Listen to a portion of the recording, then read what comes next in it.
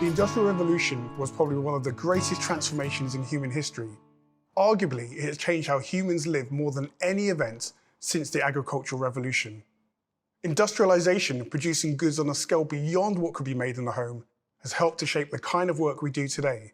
It led to fewer farmers, fewer artisans, and more people in well-paid jobs in factories, or in jobs that support factories.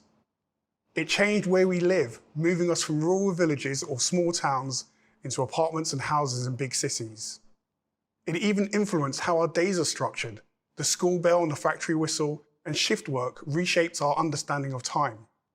It gave us a world of mass-produced stuff, from clothing to tools to iPhones, all obtainable only with money we earn from our industrial jobs. And increasingly, it affects the very air we breathe and the water we drink. And since the Industrial Revolution began in the 18th century, these changes have happened more rapidly and spread to more places around the world. How did the Industrial Revolution begin? To answer that question, we are going to focus on the region where it all started, Northern England. It was here that the coal-fired steam engine, the textile factory, and the other elements of modern industrialization first all came together in the mid-18th century.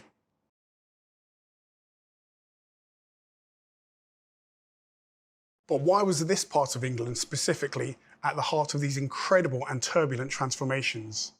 I'm here at the Cap House Colliery at the National Coal Mining Museum to begin the search for answers to that question. This is a colliery, a mine from which coal is extracted. Coal fueled the Industrial Revolution. It was coal that made new steam engines possible, and it was these new steam engines that powered industrial factories, trains, and steamships. The first steam engines were rudimentary and were not invented in Britain. They were first invented in China, some 100 years before the Industrial Revolution. So why did steam-powered industrialization take off in Britain and not China? Some historians argue Britain had a unique set of environmental factors that made coal-fired steam power cheap and easy here. First, Britain had very large coal deposits. The coal was also quite near the surface. That means they were easy to mine with 18th century technology. The only problem was that these mines sometimes filled up with water, but steam engines solved that problem. The first steam engines in England, which were very inefficient, were in fact used to pump water out of coal mines. They were so inefficient that they were only useful in a place where coal was pretty much free, at the head of the mines. In addition, British coal mines were close to cities, where factories and cheap labour to work in them were in ready supply. Finally, Britain is quite flat, which made it possible to build canals to connect the cities to the coal. I'm here with Alan and Taz, 459 feet and 2.5 inches underground, to find out about the importance of coal and what life was like for miners. So why was coal important for the Industrial Revolution in Britain? Well, they discovered it could make steam. There's no steam without coal. Coal were important. And obviously steam, it were used to generate pumps, steam engines to wind men in and out at mine. The first cars were steam, yeah? So it's been a massive part of this country's history and helped to make it what it is today. Without coal and steam, well, this country wouldn't be as great as what it is today. So how was the coal taken out of the mine and where did it go? Well, in early days, it was taken out of mine by manual labour. Women, children, anybody that needed employment were employed in the mines. In the early days, when they started getting into what you'd call, you might think it's a deep mine, 140 metres, there were a bucket, big bucket called a kibble, yeah? That would be lowered down, loaded up, and then they'd have a horse on a rope going around a wheel gin, which lifted the coal. Slow process, but they still managed to get it out. And obviously they started shallow and then they went deeper and deeper as technology progressed. The turning point was steam power, really, because the coal burnt in steam boilers to produce steam power, which then motivated the production of coal, because we could pump water out at ground and we could go deeper and deeper into thicker and more productive seams. The availability of coal wasn't the only reason that Britain was uniquely suited to industrialisation. For better or for worse, Britain was a nation with a long history of trade. In particular, Britain had been in the textile industry for centuries, raising sheep, turning their wool into cloth, and selling that cloth to Europe and the wider world. In 1700, about 70% of British exports were woolen products. So, it was a short but significant step from the kinds of small-scale textile production in the pre-industrial era to the large textile mills of the industrial era. I've come to Nottingham in the Midlands of England to find out more about the role of textiles in the development of the Industrial Revolution. I'm here at the Lace Hall with Richard Braun. So Richard, what kinds of textiles were produced here in Nottingham? Lace, mainly lace. After 200 lace factories, only one actually running still in Nottingham. So how was lace produced before the Industrial Revolution? Most likely by hand. Then they produced the machine which you had to power it yourself with moving pedals and things like this.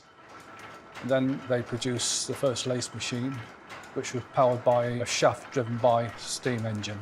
And then after that it went from steam engine to an electric motor.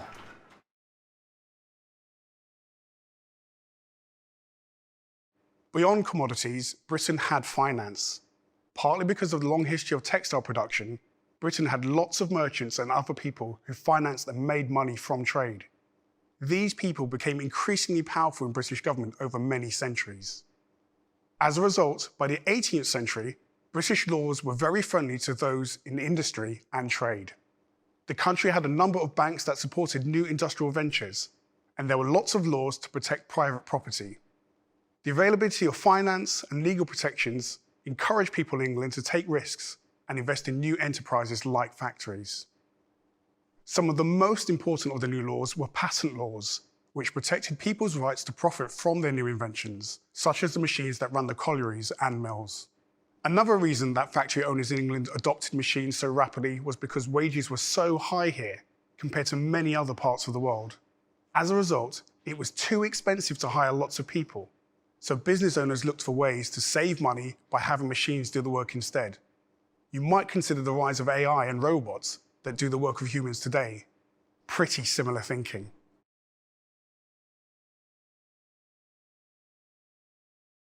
Some historians think that Britain's industrialization wasn't principally a result of these internal factors at all, but rather really a result of its place in global networks of trade and at the head of a vast empire. The list of global contributions to industrialization proposed by historians is a long one. Some historians argue that profits made from the trade in enslaved Africans and their labor on Caribbean plantations helped fund technological innovations like the steam engine. Others point out that food grown or fished in the American colonies by settlers, often taught by indigenous people, flooded into Britain, allowing people there to concentrate on factory work rather than farming. Similarly, natural resources flowed into Britain from their colonies. Timber and cotton were particularly important, but also the colonies were a captive market for British industrial products once British factories began to produce them. All of these factors, money, food, resources, and markets, may well have spurred industrialization in Britain first. The Industrial Revolution helped to make Britain a global power and create the largest territorial empire in history. Slavery, the exploitation of workers at home and abroad, and questionable trade arrangements were fueled by technology, personal ingenuity, geography, and the laws of the land. The term Industrial Revolution can hide these unique elements coming together that not only changed the lives of everyone involved, but also the lives of everyone who came after.